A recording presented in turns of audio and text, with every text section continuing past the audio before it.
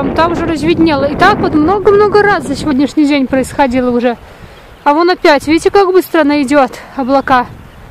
Вот тоже пошло. Получается, надо мной сейчас разведнело. Только надо мной еще более-менее. Так там вообще. Ветер, град большой. Вся полностью мокрая. Но я с собой не брала двое штанов, поэтому и двое кофты я не промокла.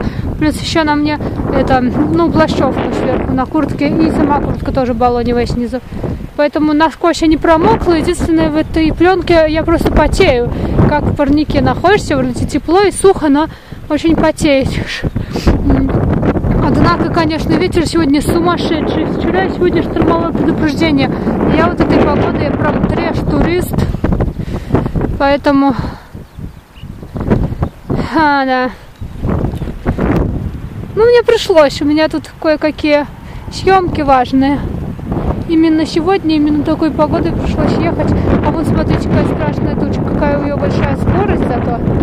Вот она идет. И мне прям, не знаю, солнышко проглянуло просто на мне.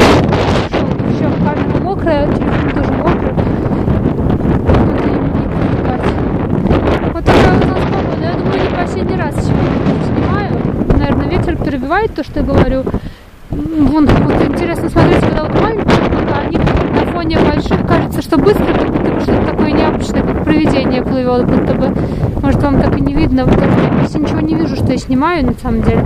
Мне это все бликует солнцем, и капли на стекле мешают разглядеть. Ой, кажется, она опять как приближается. Нужно скорее подходить к лесу, там можно спрятаться.